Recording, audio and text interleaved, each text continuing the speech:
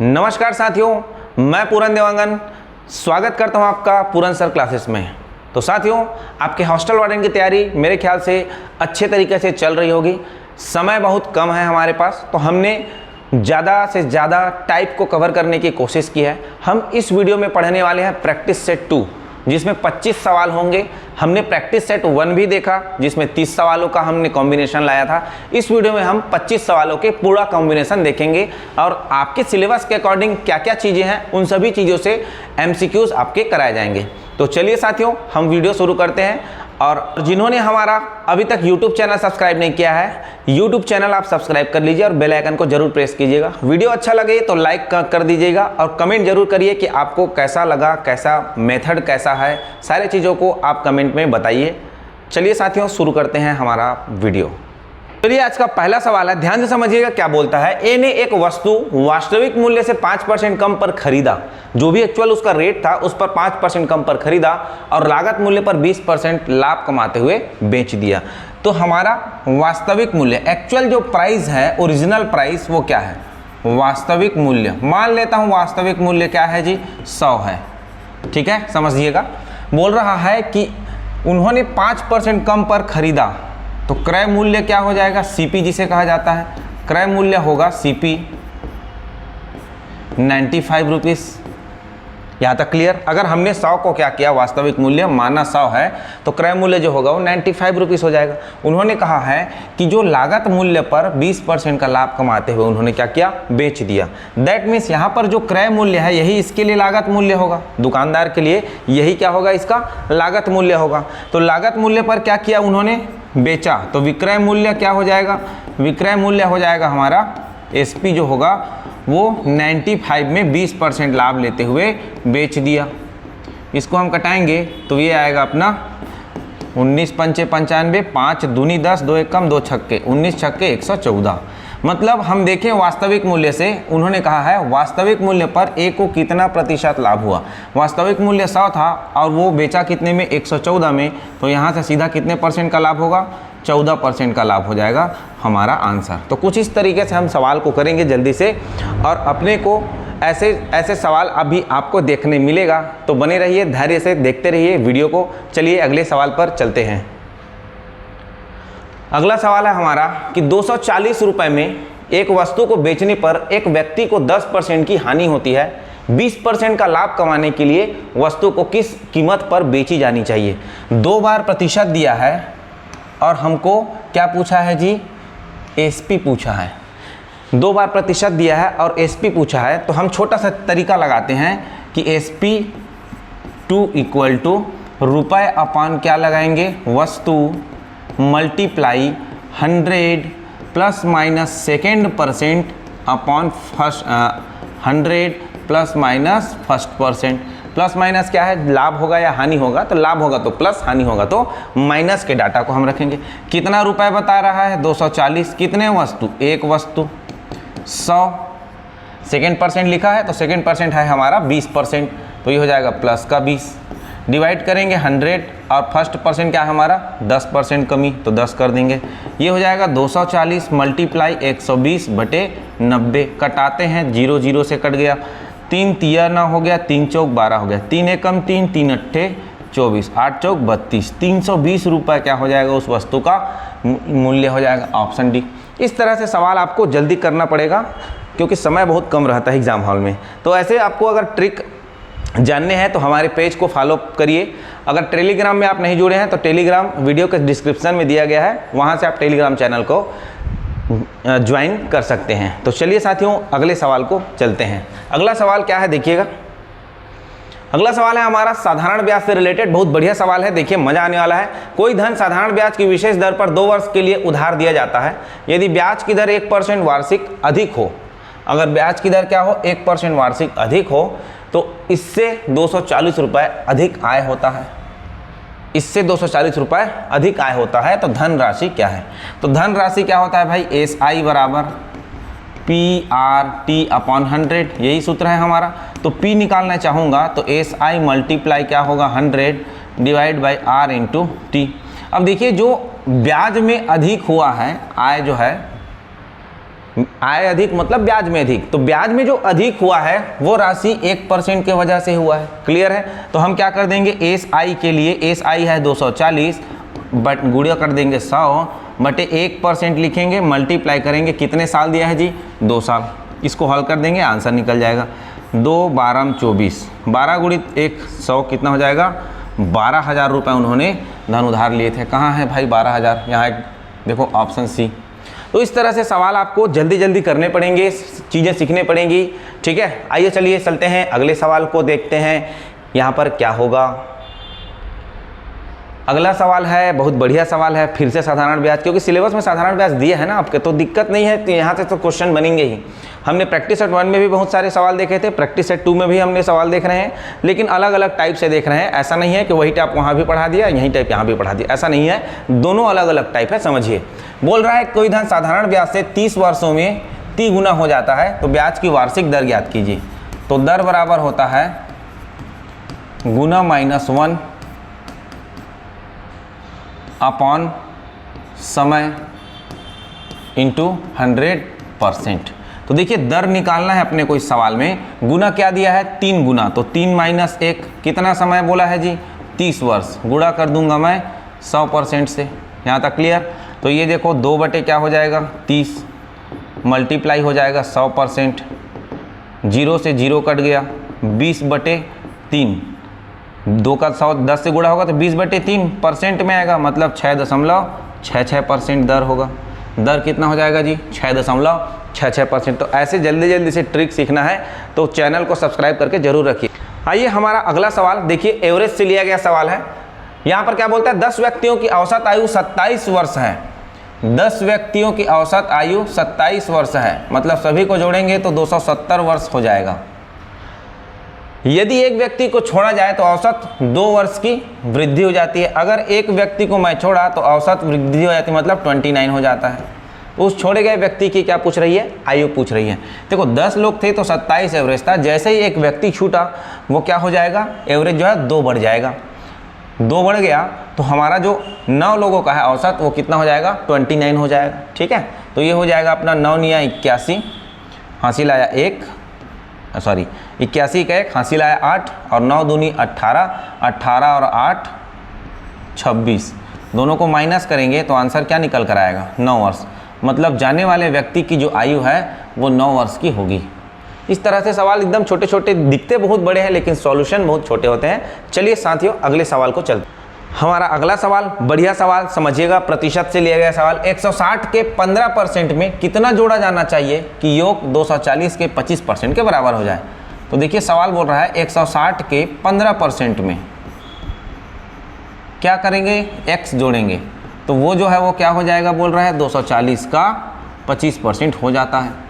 का मतलब होता है गणित के भाषा में गुणा का चिन्ह। ओके जी, तो देखिए यहाँ पर क्या होगा, जो कटेगा कटाएंगे, 0 से 0 कट गया, 5 दूनी 10, 5 तिया 15, 2 1 कम 2, 2 8 16, 8 तिया 24 प्लस का x बराबर, इधर जो कटेगा कटाएंगे, 25 से कम 25, 25 चौक 100, 4 1 कम 4, 4 छक्के 24, 60, x बराबर 60 माइनस का 24, x इक्वल टू क्या आ जाएगा हमारा आंसर 36।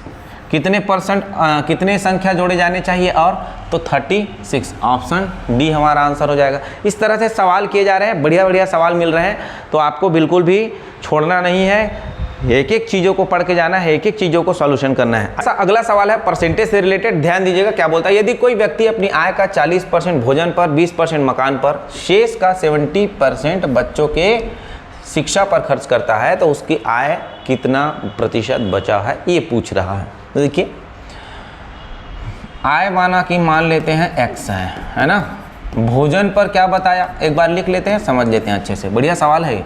भोजन पर 40 और खाना मकान पर कितना है, मकान पर 20% एक्सपेंडिचर होता है मकान किराए पर। मतलब कहने का तात्पर्य है जो आय था उसमें से 60%, वो 40% भोजन और 20% मकान, 60% क्या हो गया, खर्च हो चुका। तो हमारे पास शेष बचत कितना है, शेष बचत है इसी आय का 40%, क्योंकि 20 और 40 दोनों मिलाकर 60% क्या हो चुका है, खर्च हो चुका है, 40% बचा। इस 40% का देखिए 70% बच्चों की शिक्षा पर खर्च करता है। मतलब हमारे पास जो बचत राशि है, कुल बचत, वो क्या होगी? कुल बचत उसके पास कितना बचा यही पूछ रहा है। तो हमारे पास x का 400 बटे क्या था, 40/100 था। इसका उन्होंने 70% शिक्षा पर दिया है बच्चों के, तो ये कितना बचेगा? इसका 30% बचेगा। ठीक है जी, कितना आया चेक कर लेते हैं। 1 0 2 0 ऊपर का, 2 0 नीचे का कट गया, 4 1 कम 4 और 25 चौक 100। या नहीं काटेंगे तो भी चलेगा, नहीं काटेंगे तो रहने दीजिए, काम चलेगा। ये हो गया हमारा 12x/100। इतना बचाता है वो। हमारे पास कमाता कितना है? x, और बचाता कितना है? 12x/100। तो उसके पास प्रतिशत बचत, क्योंकि ऑप्शन ने परसेंटेज में दिया है ना, 12x/100 का बचत x रुपए में मल्टीप्लाई करेंगे 100%, परसेंट तो ऐसे निकलेगा ना, बचत बटे कुल आय मल्टीप्लाई 100%। तो ये x कट जाएगा, 100 से कट जाएगा, कितना परसेंट बच जाएगा जी? 12% सवाल का आंसर होगा। तो इस तरह से जल्दी से हम सवाल को करेंगे। ठीक है, चीज़ें हम अच्छे से पढ़ रहे हैं, अच्छे से समझ रहे हैं, तो जल्दी जल्दी आप करने के लिए बढ़िया सा तैयार रहिए, है ना। चलिए अगला सवाल। अगला सवाल है किसी, अब देखिए अब आ गया हमारा समकोण क्षेत्रफल वाला सवाल। किसी समद्विबाहु समकोण त्रिभुज, समद्विबाहु समकोण त्रिभुज का मतलब क्या है, थोड़ा सा समझें। समद्विबाहु समकोण त्रिभुज का मतलब यह है कि ऐसा त्रिभुज जिसके ये दोनों भुजाएं क्या हो, समान हो, और ये 90 अंश का कोण भी बनाता हो। उसके कर्ण की लंबाई 5 है, उसके कर्ण की लंबाई क्या है? 5 है। तो क्षेत्रफल ज्ञात करिए। तो इसका क्षेत्रफल ज्ञात करना है। तो यहाँ पर देखिए ये दोनों भुजाएं बराबर है, तो ट्रिपलेट रूल यहाँ पर नहीं लगेगा, क्योंकि दोनों बराबर भुजाओं में ट्रिपलेट रूल नहीं लगता है। तो इसको हम मानेंगे x। बढ़िया सवाल है, ध्यान दीजिएगा। इसको हम मानेंगे x, तो ये भी हमारा x होगा। तो x के माध्यम से हमने क्या मिला कि AC का स्क्वायर, पाइथागोरस थ्योरम लगेगा, बराबर AB का स्क्वायर प्लस BC का स्क्वायर। तो AB का स्क्वायर और BC का स्क्वायर क्या है? x मान लिया है हमने, और AC का मान दिया है 25। 5 का वर्ग 25, 5 का वर्ग, तो ये हो जाएगा 25 बराबर 2x स्क्वायर। तो x स्क्वायर इक्वल टू हमारा क्या निकल कर आया? 25/2। यहाँ तक क्लियर है जी। अब त्रिभुज का क्षेत्रफल क्या होगा? त्रिभुज ABC का क्षेत्रफल, त्रिभुज ABC का क्षेत्रफल, त्रिभुज ABC का हमारा जो क्षेत्रफल होता है वो क्या होता है? 1/2 आधार गुणित ऊंचाई, क्योंकि समकोण है इसलिए ऐसा जल्दी बना रहे हैं। 1/2 आधार गुणित ऊंचाई। तो बताइए 1/2 आधार कितनी है जी इसकी? x, और ऊंचाई भी कितना है? x। तो ये x स्क्वायर बाई क्या हो जाएगा? 2। आइए x स्क्वायर का मान क्या है? 25/2, बटे का 2 हो जाएगा, 2 से 2 मल्टीप्लाई होगा। 25 को हम 4 से भाग दे देंगे, क्या मिल जाएगा अपने को? 25 को हम 4 से भाग देंगे तो 4 छक्के 24.4 दूनी और 5, 6.25 स्क्वायर सेंटीमीटर। ऑप्शन बी इस तरीके से हो जाएगा। देखिए समकोण समद्विबाहु त्रिभुज में कर्ण की भुजा बस दी गई थी, तो हमने इसका क्षेत्रफल भी निकाल लिया अकॉर्डिंग टू पाइथागोरस थ्योरम, क्योंकि उन्होंने एक क्लू दिया था, समकोण त्रिभुज है लेकिन वो समद्विबाहु है। ठीक है, तो आइए चलते हैं अगले सवाल को और समझते हैं कैसा आपके एग्जाम में और पूछा जा सकता है। देखिए अगला सवाल हमारा क्या है। अगला सवाल है 18 सेंटीमीटर व्यास वाले किसी तांबे के एक गोले के से 6 mm व्यास वाले एक तार का निर्माण किया गया है। किसका निर्माण किया गया? तार। तार मतलब होता है बेलन का कॉन्सेप्ट। किसका कॉन्सेप्ट? बेलन का। 18 सेंटीमीटर व्यास वाला कोई एक तांबे का गोला है, तो गोले की त्रिज्या क्या है? गोले की त्रिज्या हम मान लेते हैं स्मॉल r, तो हो जाएगा हमारा 18/2, मतलब 9 सेंटीमीटर का। 18 सेंटीमीटर का व्यास है बोला है, तो 9 सेंटीमीटर की इसकी त्रिज्या होगी। आगे बोला एक गोले से 6 mm, तांबे के एक गोले से 6 mm व्यास वाला एक तार का निर्माण किया गया।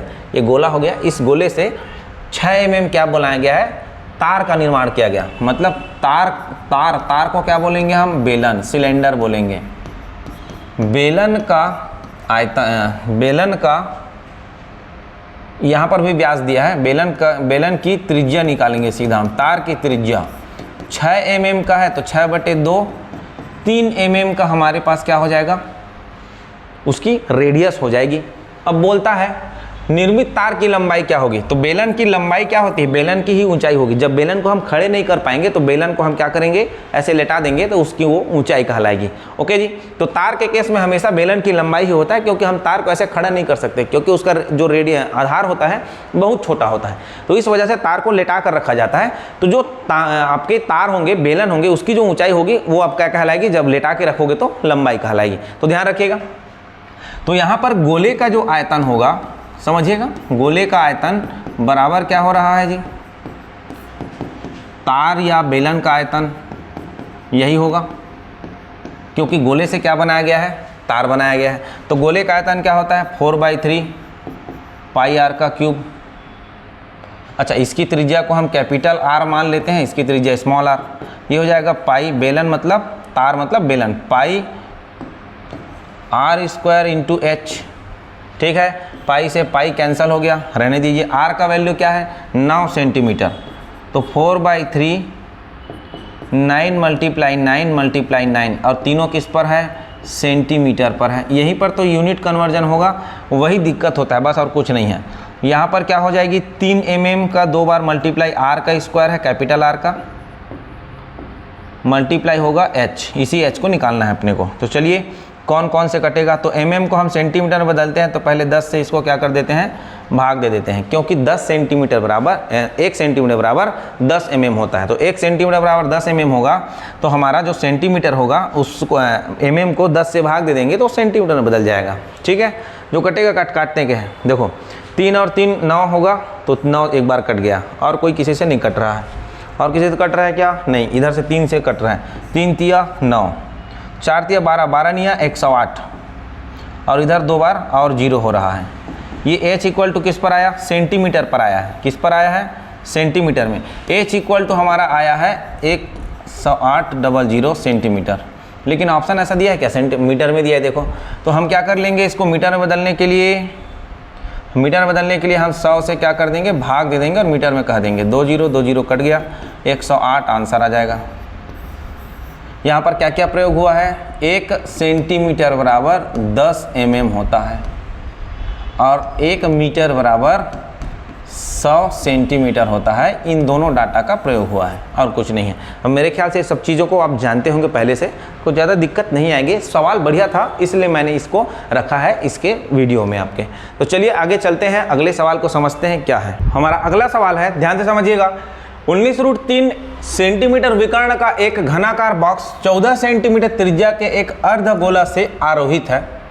आरोहित मतलब घनाकार बॉक्स के ऊपर में क्या है, अर्धगोला है। इस प्रकार बने ठोस का कुल पृष्ठीय क्षेत्रफल अपने को निकालना है। तो आइए समझते हैं कैसे बनाया जाएगा। तो देखिए, सबसे पहला अपने को तो चित्र से समझना पड़ेगा कि ये कैसा है। ये एक हमारे पास क्या है, घनाकार एक कोई बॉक्स है। इसके ऊपर में क्या बोला है उन्होंने, अर्धगोला क्या है जी, आरोहित किया गया है। तो कुछ इस तरीके से दिखेगा वो।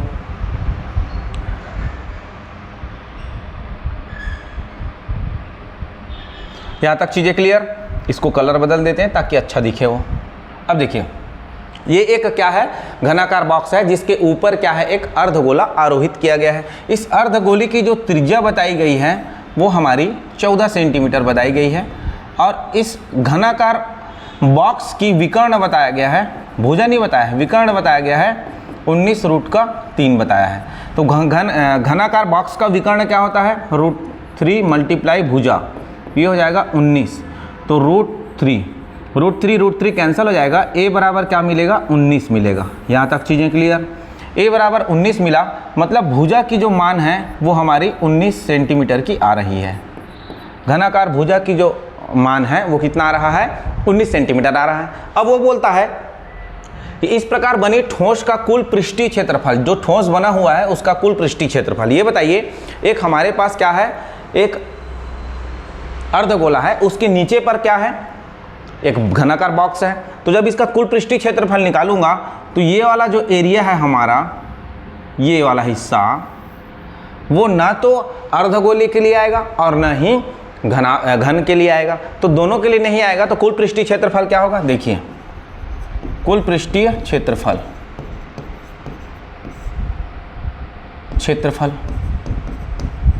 कुल पृष्ठीय क्षेत्रफल देखिए, घन में हमारे पास 5 भुजाएं हैं जो क्षेत्रफल को काउंट कर रहे हैं, तो ये हो जाएगा 5a² प्लस अर्धगोला का पृष्ठीय क्षेत्रफल क्या होता है, कुल पृष्ठीय क्षेत्रफल 3πr², और माइनस करूंगा मैं इसमें भुजा का वर्ग। किसका, भुजा का वर्ग। घन के जो एक सतह है, फलक है, उसमें से इसको क्या कर रहा है, वो अर्धगोले को टच कर रहा है, तो मतलब अर्धगोले के हिस्सा में घन का जो एक फलक है वो छिपा हुआ रहेगा, दोनों एक दूसरे से जुड़ा है, इसीलिए इस 3πr² में एक वर्ग की जो भुजा आएगी, वर्ग का क्षेत्रफल आएगा, वो क्या हो जाएगा, कम हो जाएगा। ठीक है, यहाँ पर देखो 5a² में a² कम होगा तो 4a² प्लस 3πr² निकलेगा। अब ये बताइए मुझे a का वैल्यू क्या निकल कर आया, 19, और r का वैल्यू हमें क्या दे रखा है, 14। उसको वैल्यू को पुटअप कर दीजिए, तो 4 × 361 प्लस का 3 × 22/7, और r का वैल्यू 14 है, तो 14 का 2 बार गुणा कर दिया मैं, 7 एकम 7, 7 दूनी 14। चलिए 4 4 4 1 1444 प्लस ये हो जाएगा अपना 66 × 28 1444 प्लस 28 को गुणा करेंगे 66 से, तो 28 छक्के कितना होगा, 100, अपना हो जाएगा 68 की 8 हासिल आया 16, 28 छक्के 168 हासिल आया, फिर से 16 तो नहीं आएगा, सीधा ऐड कर देंगे, 8 से 14 की 4, और अपना हो जाएगा 8 1848, ये हमारा फाइनल क्या निकला, आंसर निकला। अब इसको जोड़ के रख देंगे, तो ये हो जाएगा 8 और 4 12 की 2 हासिल आया 1, 4 4 8 और 1 9, 4 और 8 12 की 2 हासिल आया 1, 3 2 9 2, 3 2 9 2, ऑप्शन नंबर सी पर है। तो इस तरह से सवाल आपके किए जाएंगे। चलिए साथियों अगले सवाल पर चलते हैं, और वीडियो अच्छा लग रहा हो तो लाइक जरूर करते रहिए। चलिए अगला सवाल, बेहतरीन सवाल, ध्यान से समझिएगा क्या बोलता है। एक बेलन की ऊंचाई 14 सेंटीमीटर है, वक्र पृष्ठीय क्षेत्रफल 264 सेंटीमीटर² है, तो बेलन का वॉल्यूम पूछ रहा है, आयतन पूछ रहा है। तो बेलन की ऊंचाई h बराबर क्या दिया है, 14 सेंटीमीटर, और बेलन का वक्र पृष्ठ 2πrh इक्वल टू क्या दिया है, 264 सेंटीमीटर। अब ये बताइए h का वैल्यू रखकर मैं r का मान निकाल सकता हूँ, बिल्कुल निकाल सकता हूँ। तो 2 गुणा हो जाएगा 22/7, r का वैल्यू मुझे निकालना है और h का वैल्यू दे रखा है 14, तो ये हो जाएगा 264। ठीक है, 11 दूनी 22, 11 दूनी 22 और 11 चौक 44 कट गया, ओके जी। 7 एकम 7, 7 दूनी 14। अब ये देखो 2 2 और 2 क्या बनेगा, 8, 8 एकम 8, 8 तिया 24। r का वैल्यू आ गया मेरा 3, r का वैल्यू 3, h का वैल्यू 14 है, तो हमको क्या पूछ रहा है, उसका बेलन का आयतन। तो बताइए बेलन का आयतन क्या होता है, बेलन का आयतन हमारे पास होता है πr²h। पाई का मान 22/7, r का मान रख दूंगा 3 × 3 और h का मान दे रखा है 14। r का मान 3 निकला है, 3 हम 2 बार रखेंगे क्योंकि r² है। 7 एकम 7, 7 दूनी 14, 22 दूनी 22 तिया 66, 66 मल्टीप्लाई कर देंगे 6, 6 छक्का 36, 6 छक्का 36 और 3 39, 396 सेंटीमीटर का क्यूब, 396 सेंटीमीटर का क्यूब हमारा ऑप्शन सी दे रहा है। तो इस तरह से सवाल जल्दी से करेंगे, समझेंगे पहले क्या बोलना चाह रहा है, हम क्या निकाल सकते हैं, उसके बाद हम यहाँ पर क्या करते हैं, उस चीज़ों को सॉल्यूशन पे लगाते हैं। तो चलिए साथियों अगला सवाल, वीडियो में अंत तक बने जरूर रहिएगा, मज़ा आने वाला है, सारे सवाल आपको दिखने वाले हैं। एक देखिए सीजी टेट 2024 में पूछा गया बेहतरीन सवाल है, एक समद्विबाहु समकोण त्रिभुज, क्या है भाई, समद्विबाहु समकोण त्रिभुज है। एक सवाल समद्विबाहु समकोण त्रिभुज का भी हमने देखा है ना, उसी तरीके से कुछ और है, लेकिन ये कुछ अन्य माध्यम से पूछ रहा है। वो चाहता है इस विकर्ण की लंबाई यदि इसके परिमाप का वैल्यू है √2 + 1, तो ये परिमाप मैं a मान लेता हूँ, और इसको b मान लेता हूँ, तो मुझे ये पूछ रहा है b का वैल्यू क्या होगा। तो देखिए ये एक समकोण समद्विबाहु त्रिभुज है। समकोण समद्विबाहु त्रिभुज मतलब लंब और आधार आपस में क्या होंगे, बराबर होंगे, मतलब यहाँ पाइथागोरस थ्योरम लगता है। ठीक है, तो पाइथागोरस थ्योरम लगेगा तो देखिए क्या क्या मिलेगा अपने को, वो बोल रखा है परिमाप। तो ये बताओ इसका परिमाप क्या होगा, परिमाप बराबर होता है सभी भुजाओं का योग, तो ये हो जाएगा अपना √2 + 1, मतलब 2a + b बराबर √2 + 1, क्योंकि 2 बार a है और 1 बार b है, सबको जोड़ूंगा तो मेरा क्या निकलेगा, परिमाप निकल जाएगा। ठीक है जी, यहाँ तक क्लियर। अब देखो मैं एक वैल्यू बताता हूँ जो पाइथागोरस थ्योरम निकाल के देगा, तो b का वर्ग बराबर क्या होगा, a का वर्ग प्लस a का वर्ग, तो b बराबर क्या होगा रूट का 2a का वर्ग, तो b बराबर मिलेगा मेरा 2 रूट में और मल्टीप्लाई a होगा, क्योंकि a के लिए स्क्वायर लगा है तो रूट उसके लिए हट जाएगा, लेकिन 2 के लिए रूट बचा रहेगा। यहाँ तक क्लियर। अब देखो b equal to root 2 into a है, हम इस वैल्यू को लेकर चलते हैं ऐसा। अच्छा, b equal to root 2 into a ऐसा ऑप्शन में दिया है क्या? नहीं दिया है। तो चलिए देखते हैं क्या निकाल पाते हैं यहाँ से। तो b का मान यहाँ पर रख देता हूँ मैं, तो 2a प्लस का मेरा क्या निकलेगा, अच्छा एक का, चलो ठीक है कोई बात नहीं, a का ही वैल्यू ले लो, एक वैल्यू वहाँ पुटअप कर देंगे। तो ये हो जाएगा root 2 into a equal to root 2 plus का 1। तो यहाँ से a कॉमन हो रहा है, 2 प्लस रूट 2 बराबर रूट 2 प्लस का 1।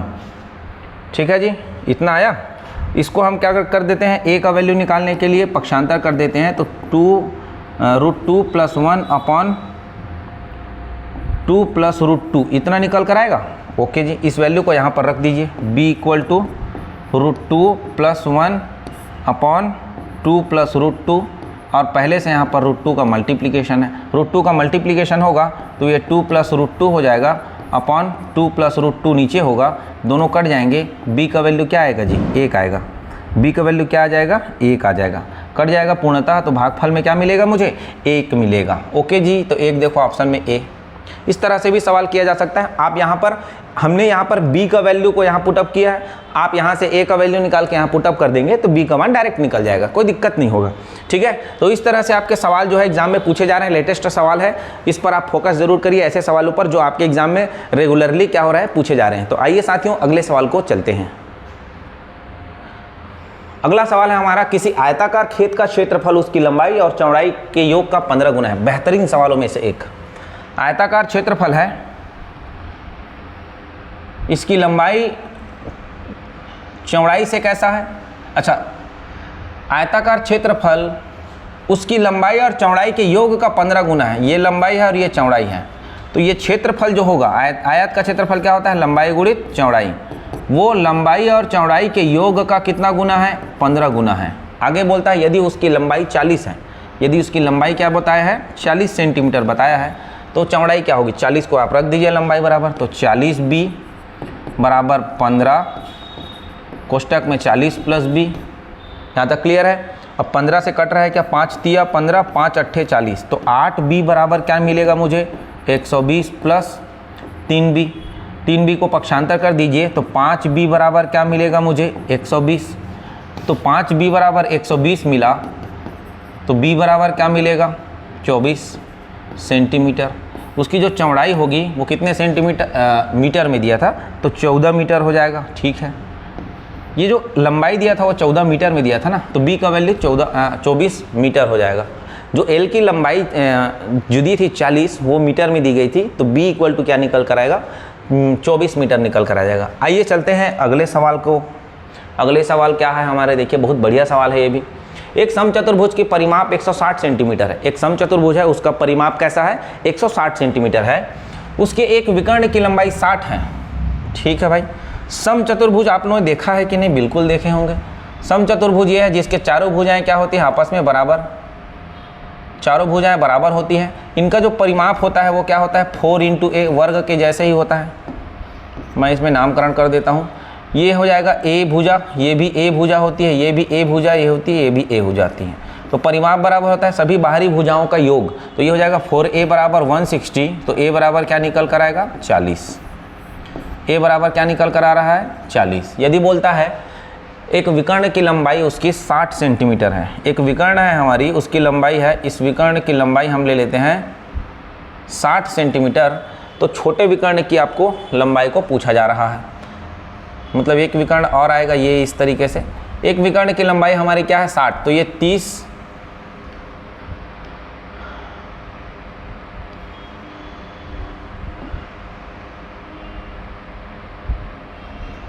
ये हो जाएगा 30। समचतुर्भुज का क्या है प्रॉपर्टीज, समचतुर्भुज की प्रॉपर्टीज ये है कि दोनों विकर्ण एक दूसरे को बराबर बराबर भागों में काटता है और साथ ही साथ 90 डिग्री के कोण पर भी काटता है। मैंने कई बार इस चीज़ को बताया है आपको कि समचतुर्भुज जो होती है इसकी प्रॉपर्टीज़ होती है विशेषता कि इनके विकर्ण जो होते हैं दोनों बराबर बराबर भागों में कटे होते हैं। दोनों विकर्ण अलग अलग लंबाई का होता है, ये तो कन्फर्म है इसका। ठीक है। तो a बराबर 40 आ गया, अपने को यहाँ 30 दिया है, तो यहाँ O बिंदु मान लेता हूँ। तो त्रिभुज OBC में देखो क्या मिलेगा, पाइथागोरस थ्योरम मिलेगा। क्या मिलेगा? Pythagoras theorem. जहाँ 90 डिग्री का कोण बनेगा वहाँ पाइथागोरस प्रमेय लगा देना। तो देखिए यहाँ पर क्या होगा, CB का वर्ग बराबर OB का वर्ग प्लस OC का वर्ग। ये कैसे हुआ? CB कैसे हुआ? CB देखो 90 अंश के सामने वाले भुजा को क्या कहते हैं हम? कर्ण कहते हैं। तो कर्ण का वर्ग बराबर लंब का वर्ग धन आधार का वर्ग, CB का वर्ग बराबर OB का मान अभी निकालना है। CB का मान तो दे रखा है तो हम रख देते हैं। CB का मान कितना दिया है जी? 40। OB का मान अपने को निकालना है। OC का मान दिया है 30, 30 का वर्ग। 40 का वर्ग कितना होगा? 1600। OB का वर्ग 30 का वर्ग कितना होगा? 900। तो OB का वर्ग बराबर हमको क्या मिलेगा? 700। तो OB बराबर मिल जाएगा फाइनली हमको रूट में 700। इसको हम निकालेंगे तो 10 रूट का क्या आएगा? 7 आएगा। 100 निकल जाएगा, 7 ज्यों का त्यों अंदर में रहेगा बेचारा। तो OB का वैल्यू 10 रूट 7 आया, तो यहाँ पर 10 रूट 7 आया, ये भी 10 रूट 7 आया, क्योंकि दोनों देखो। तो हमारा D1 का वैल्यू उन्होंने दे रखा है 30 कितना 60 दे रखा है ना, D1 का वैल्यू 60 और D2 का वैल्यू हमने निकाला है 10 रूट 7 मल्टीप्लाई 2, मतलब 20 रूट 7 निकाला हमने। ठीक है जी। अब इसका वो क्या पूछता है? क्षेत्रफल। समचतुर्भुज का क्षेत्रफल क्या होता है? समचतुर्भुज का क्षेत्रफल का जो फार्मूला है वो क्या है? ये होता है 1/2 D1 इंटू D2। तो 1/2 D1 का वैल्यू क्या है हमारा? 60 और D2 का वैल्यू क्या है? 20 रूट का 7। 20 से काटेंगे तो ये हो जाएगा अपना 30 बार में, 20 दिया 600 रूट 7 सेंटीमीटर स्क्वायर। देखो 600 रूट 7 सेंटीमीटर स्क्वायर कहाँ पर है? ऑप्शन डी पर है। तो इस तरह से अपने सवाल जो है एग्जाम में पूछे जा रहे हैं। बहुत बढ़िया सवाल था। आइए चलते हैं साथियों अगले सवाल को समझते हैं कैसा होता है। देखिए हमारा बढ़िया सा सवाल है, आपके अब ज्योमेट्री से लिया जा रहा है, समझिएगा बढ़िया सा सवाल। ए से लेकर टी तक की जो डिस्टेंस है उसको इन्होंने क्या बताया है? 16 सेंटीमीटर बताया है, और ए से लेकर बी तक को 12 सेंटीमीटर बताया है। तो बी से लेकर टी तक कितना होगा? 4 सेंटीमीटर हो जाएगा। वो चाहता है टी से लेकर पी तक का वैल्यू ज्ञात करो। तो पी टी का स्क्वायर जब बाहरी बिंदु से स्पर्श रेखा तक, किसके स्पर्श रेखा? वृत्त के स्पर्श रेखा तक जो खींची गई, वृत्त पर स्पर्श रेखा खींची गई है बाहरी बिंदु से, उसकी जो लंबाई होती है वो क्या होती है? पी टी इक्वल टू हो जाएगा अपना 80 मल्टीप्लाई बी टी। ओके जी। AT का वैल्यू क्या है अपना? 16 और BT का वैल्यू क्या है? 4। ठीक है। तो PT का वर्ग बराबर निकल कर आएगा, PT का वर्ग बराबर रूट में 64, PT बराबर, तो PT बराबर क्या निकल कर आएगा? 8। क्या निकल कर आएगा? रूट 64 किसका मान होता है? 8 का। तो ये हो जाएगा हमारा A 8 सेंटीमीटर। इस तरह से सवाल किए जा रहे हैं, बढ़िया सा सवाल है। आइए चलते हैं अगले सवाल पर। अगला सवाल है हमारा फिर से वृत्त और अपने वृत्त से लिया गया संबंधित सवाल है। यहाँ पर देखिए ये केंद्र है O और ये परिधि है, परिधि पर बनाया गया कोण है, और ये केंद्र पर बनाया गया कोण है। तो ध्यान रखिएगा एक ही चाप से, ये चाप है B और C क्या है? ये चाप है। एक ही चाप से वृत्त के केंद्र पर बनाया गया कोण वृत्त के परिधि पर बनाया गया कोण का दोगुना होता है। मतलब ये कहना चाहता है कि जो कोण BOC है वो 2 मल्टीप्लाई कोण A के बराबर है, साथ ही साथ कोण BOC है वो 2 कोण D के बराबर है। चूंकि कोण A और कोण D आपस में क्या है? बराबर है। एक थ्योरम हमने देखा था, प्रैक्टिस सेट 1 में बताया था कि भाई जो एक जीवा होगी वहाँ से हम वहाँ से परिधि पर जो कोण बनाएंगे एक ही खंड में बनाना जरूरी है। एक ही खंड में बनाया गया कोण क्या होता है? समान होता है। तो कोण A और कोण D आपस में बराबर हो जाएंगे। तो BOC बराबर 2 इंटू डी करो या BOC बराबर 2 इंटू A करो, वो दोनों को पूछ रहा है। एक का मान निकाल दो, दूसरे का निकल जाएगा। तो देखिए BOC बराबर 120 दे दिया है, तो यहाँ पर मैं रख देता हूँ 120 बराबर 2 कोण A। तो 2 से काटूंगा तो कितना आएगा? कोण A बराबर 60। तो कोण D बराबर भी क्या हो जाएगा? 60। इन दोनों को पूछा है जोड़कर, तो जोड़ देंगे तो क्या होगा? 60 और 60 120। ये देखो आंसर 120। इस दोनों को योग क्या होगा? 120 डिग्री ऑप्शन में है, ऑप्शन A 120 डिग्री। तो चलिए इस तरीके से सवाल आपके इजीली तरीके से पूछा जा रहा है। रहता बहुत कठिन है लेकिन अगर उसके नियम कानून जान है तो ये बहुत इजी सवाल है। तो चलिए आगे चलते हैं अगले सवाल। हमारा अगला सवाल है, ध्यान से समझिएगा। बोल रहा है कि एक आदमी एक स्थान ए से दूसरे स्थान बी को जाता है। एक स्थान ए है, वहाँ से स्थान बी को जाता है, ठीक बात है। उन्होंने कहा वह आधी दूरी 50 किलोमीटर पर आवर की चाल से, तो ए से बी तक की जो आधी दूरी होगी उसको 50 किलोमीटर पर आवर की चाल से गया। शेष आधी दूरी, तो शेष आधी जो दूरी होगी उसके लिए 70 किलोमीटर पर आवर हो गया। तो पूरी चाल में इसकी औसत चाल अपने को निकालना है कितना है। तो देखिए साथियों, यहाँ पर आपने को आधा आधा हिस्सा तोड़ कर दिया है। इसका मतलब है आधा हिस्सा के लिए 50 किलोमीटर पर आवर और दूसरे आधा हिस्सा के लिए 70 किलोमीटर पर आवर। कहने का तात्पर्य है जो दूरी है दोनों कंडीशन में क्या हो रही है, समान हो रही है। तो जब दोनों कंडीशन में समान होती है तो हम औसत चाल कैसे निकालते हैं, आइए समझिए।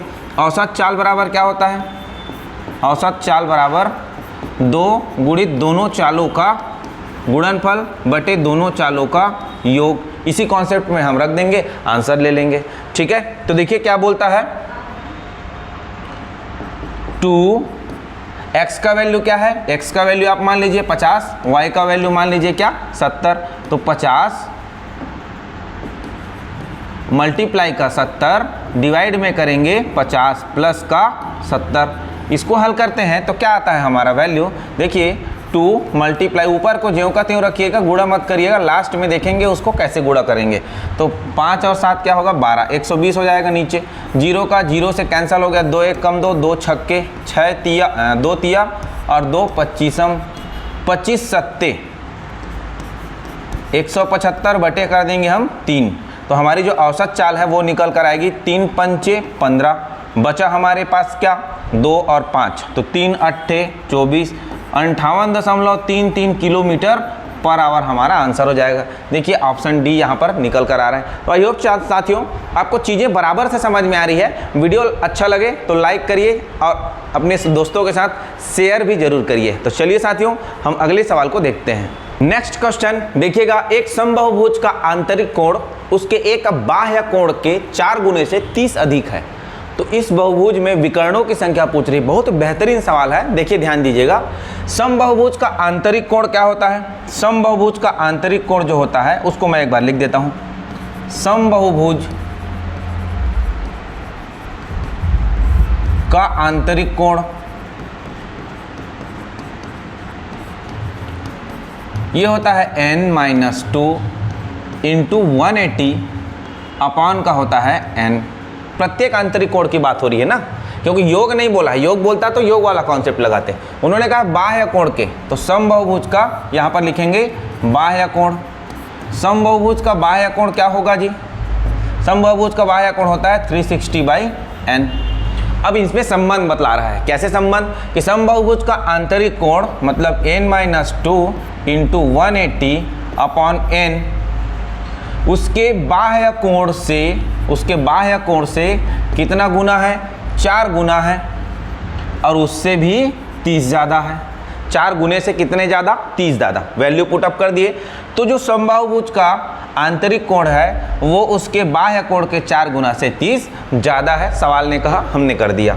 इसको देखिए n को n से मत कटाना क्योंकि अभी 30 जुड़ा हुआ है। तो अभी एक काम करते हैं, बिना n को कटाए अभी लिख लेते हैं। तो ये n-2 इंटू 180 अपॉन होगा n equal to 360 multiply 4 plus का 30n डिवाइड में अब होगा पूरा का बटे n। ये n इससे मल्टीप्लाई होगा तो पूरे के बटे में n आ जाएगा।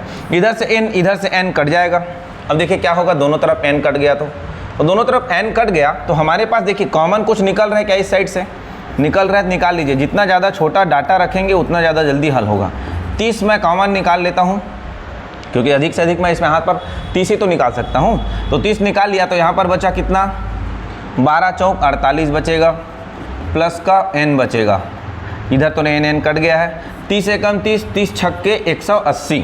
तो ये 6 से गुणा होगा तो 6n माइनस का 12 बराबर 48 प्लस का n। n को इधर ले आइए, 12 को उधर ले जाइए तो मुझे क्या मिलेगा, देखिए 6n में 1n माइनस होगा तो 5n बचेगा बराबर 48 में 12 जुड़ेगा उधर जाकर तो 60 बचेगा। तो n का वैल्यू क्या आया 12। यही किसकी वैल्यू है, भुजा की वैल्यू है।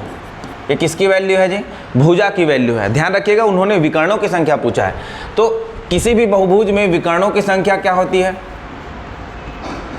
विकर्णों की संख्या, ये बहुत बढ़िया सवाल था। विकर्णों की संख्या जो होगी वो होती है n-3 इंटू n/2 होता है।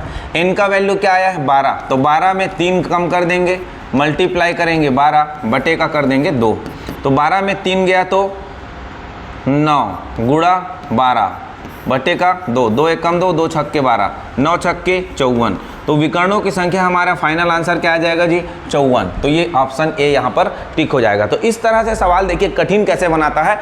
इस सवाल से हमको समझ में आ रहा है कि उन्होंने क्या कहा था, उन्होंने उसके आंतरिक कोण और बाह्य कोण से संबंध देकर विकर्णों की संख्या को पूछा था।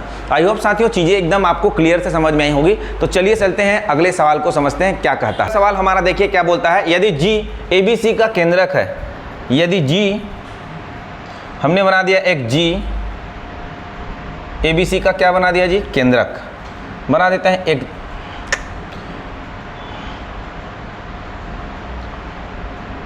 एक त्रिभुज है ABC, इसमें G उसका क्या है? केंद्रक है। केंद्रक किसे कहा जाता है भाई? जो माध्यिका लाइन होती है उसी को केंद्रक बोलते हैं। तो ये हो गया अपना एक भुजा, ये हो गया अपना दूसरा भुजा, और ये हो जाएगा अपना तीसरा। ये मान लेते हैं हम केंद्रक है, ठीक है। क्या है नाम इसका? G है। तथा ABC का क्षेत्रफल 48 सेंटीमीटर स्क्वायर है। ABC पूरे का क्षेत्रफल 48 सेंटीमीटर स्क्वायर है। तब BGC, B, G और C का वैल्यू को पूछ रहा है। तो BGC का मान क्या होगा जी? देखिए माध्यिका जो होती है इस त्रिभुज को कितने बराबर भागों में काटता है? सभी माध्यिकाएं एक दूसरे को अगर खींचा जाए, 3 माध्यिकाएं होती, तीनों माध्यिकाएं इस त्रिभुज को बराबर 6 भागों में काट देती हैं। जिसमें से देखिए 1 2 3 4 5 6 भाग दिख रहा है, जिसमें से ये 2 भाग को पूछ रहा है। तो सीधा सीधा त्रिभुज BGC का जो क्षेत्रफल होगा वो क्या होगा? तो त्रिभुज BGC का जो क्षेत्रफल होगा वो हमारा होगा, देखो यहाँ पर लिख देता हूँ, देखो 2 बटे क्या होगा? 6 भाग में से 2 भाग है BGC, किसका? त्रिभुज ABC का। तो देखिए 2 बटे क्या कर देता हूँ मैं? 6 लिख देता हूँ, और ABC का क्षेत्रफल कितना दिया है? 48।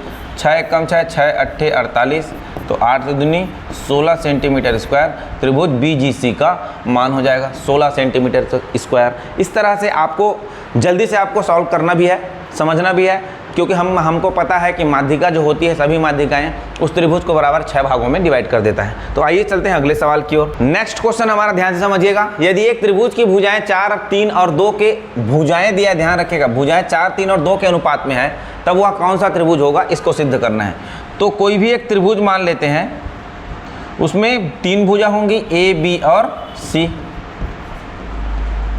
जिसका रेशियो दे रखा है 4:3:2, ये दे रखा है। अब ध्यान दीजिएगा, यहाँ पर हम किसी भी भुजाओं का वैल्यू देता है किसी भी त्रिभुज में, तो हम उस कंडीशन में इनको अधिक कोण, न्यून कोण है कि समकोण त्रिभुज है, उसको कैसे पहचानेंगे।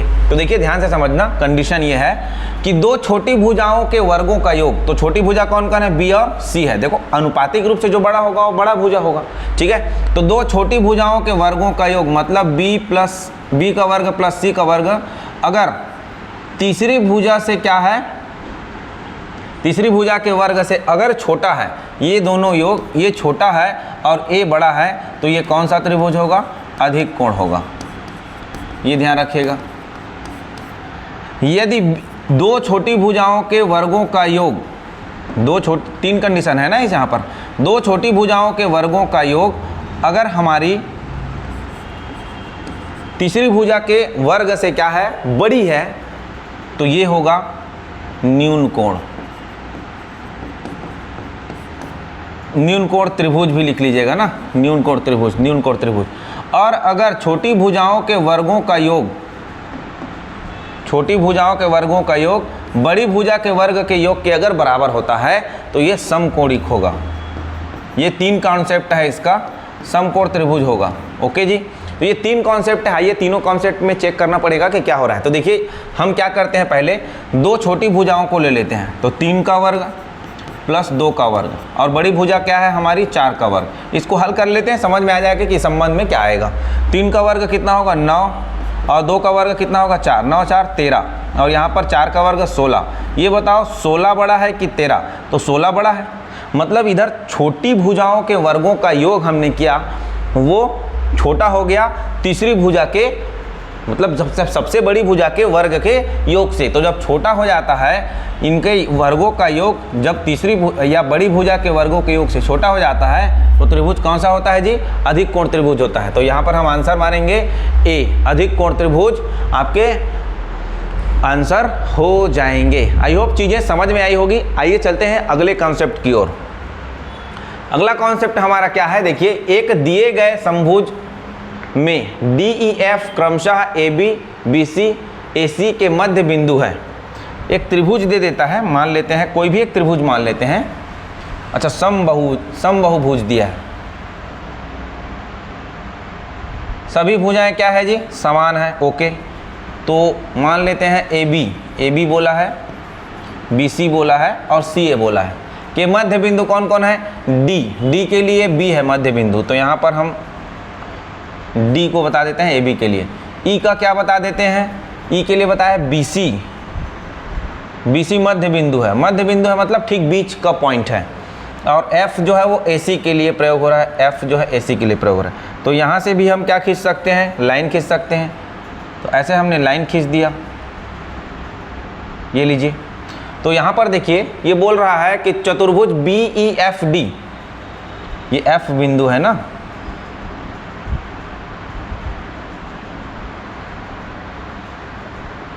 बी ई एफ डी को देखिए आप, B E F D, B से लेकर ई से लेकर एफ से लेकर डी, बी से लेकर ई से लेकर एफ और एफ से लेकर डी और डी से लेकर बी। ये कौन सा चतुर्भुज हो रहा है, ये सवाल पूछा जा रहा है। तो देखिए जी, जब वो 90 डिग्री बनाता तो हम वर्ग और आयत के बारे में सोचते हैं। 90 डिग्री तो बना ही नहीं रहा, ऐसे बैंड है ये। तो यहाँ पर वर्ग खत्म, आयत खत्म, यहाँ तक क्लियर। अब देखिए समचतुर्भुज होगा कि समलंब चतुर्भुज होगा? समलंब चतुर्भुज में क्या होता है? दो आमने सामने की भुजाएं क्या होती है? केवल और केवल समांतर होती है, बराबर होती नहीं है, बराबर होती नहीं है। अब ध्यान दीजिएगा, तो यहाँ पर हमको डी एफ और बी ई, चूँकि ये मध्य बिंदु है, ये भी मध्य बिंदु है और ये भी मध्य बिंदु है, साथ ही साथ ए बी सी एक क्या है? समबाहुभुज है, मतलब समबाहु त्रिभुज है। भाई समबाहुभुज में ए बी बी सी सी ए बोला है, मतलब त्रिभुज है वो, तीनों भुजाएं समान हैं। तो जब तीनों भुजाएं समान हैं तो इसके मध्य बिंदु से जो खींची गई त्रिभुज होगी वो भी क्या होगी? एक जैसे नजर आएंगे, समान एंगल से नजर आएगा। तो यहाँ पर जो डी एफ है, ई एफ है, बी ई है और बी डी है, ये जो चित्र नजर आ रहा है वो समचतुर्भुज की भांति नजर आ रहा है, क्योंकि यहाँ पर समलंब चतुर्भुज का कॉन्सेप्ट नहीं आ रहा है। समलंब चतुर्भुज में क्या होता है? आमने सामने की दो भुजाएं केवल और केवल समांतर होती है। चूंकि यहाँ डीएफ और बीई क्या हो रहा है? बराबर हो रहा है। चीजें क्लियर? तो आपको आई थिंक आपको समझ में आया होगा। आइए चलते हैं हम अगले सवाल की ओर। इसके हिस्ट्री जो है बहुत आगे तक जाएगा। हम यहाँ पर थेल्स प्रमेय के माध्यम से भी देखते हैं, समरूप त्रिभुज के भी माध्यम से देखते हैं, तो बहुत सारे कैलकुलेशन है। लेकिन आप सीधा सीधा देखिए चित्र बनाकर कि डायग्राम कैसा नजर आ रहा है। यहाँ पर वर्ग और आयत तो होगा नहीं। समलंब चतुर्भुज का कंडीशन हम देख लेते हैं कि आमने सामने की भुजाएं क्या होती है? केवल और केवल समांतर होती है, बराबर हो नहीं सकती।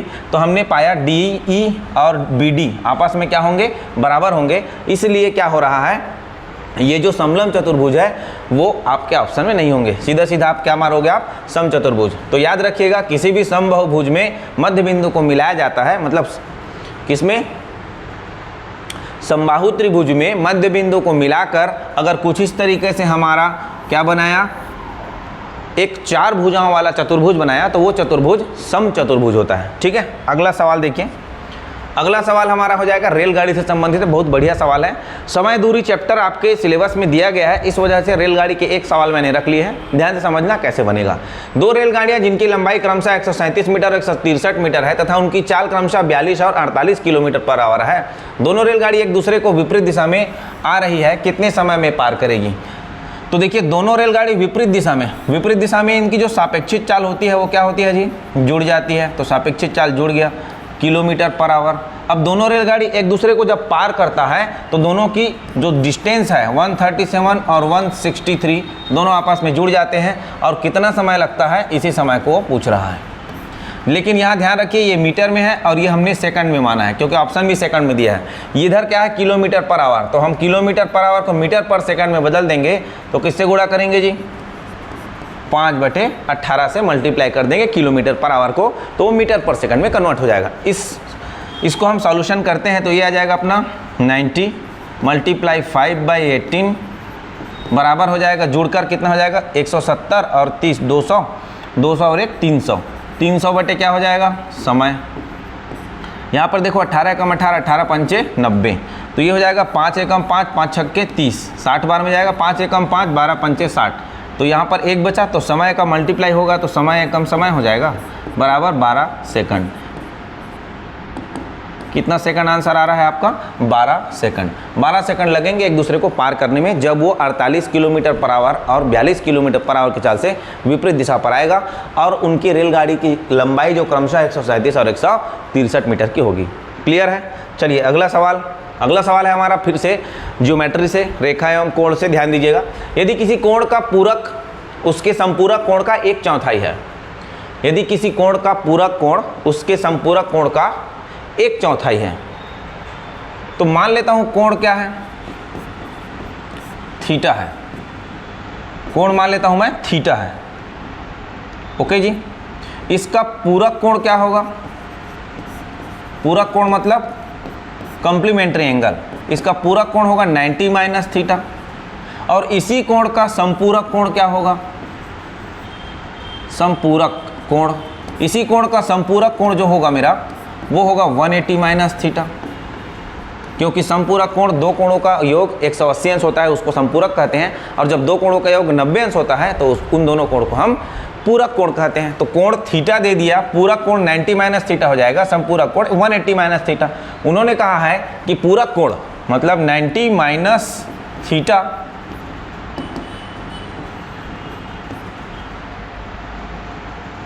संपूरक कोण का 1/4 है, तो संपूरक कोण है उसका क्या है 1/4 है, मतलब 1/4 4 से हम भाग दे देंगे। ठीक है, तो यहाँ पर देखिए क्या क्या वैल्यू निकल कर आ रहा है, काट मत देना भाई, थीटा थीटा अभी बराबर है। चलो देखो 9 चौक 36, 360 माइनस 4 थीटा, तिर्यक गुणा होगा, और 180 माइनस थीटा, तो इसको इधर भेजेंगे तो ये हो जाएगा 3 थीटा बराबर 180।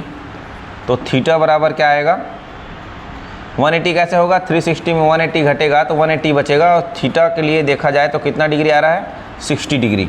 तो उस कोण की जो माप है, कोण क्या है, तो कोण क्या है 60 डिग्री का कोण है। आंसर इस तरह से दिया जाएगा। देखिए भाई, हम सामान्य सवाल से थोड़ा अलग टाइप के सवाल देख रहे हैं, थोड़े एडवांस सवाल देख रहे हैं, तो चीज़ें आपको एडवांस तरीके से थोड़ा सोचनी पड़ेगी, कैसे कैसे होगा क्या होगा। हम कोई भी कोण है थीटा, उसका पूरा कोण 90 माइनस थीटा मानेंगे, संपूरक कोण 180 माइनस थीटा मानेंगे। सवाल में जैसा कहा गया वैसा हमने हल कर दिया, थीटा का मान पूछा था, थीटा का मान निकाल दिया।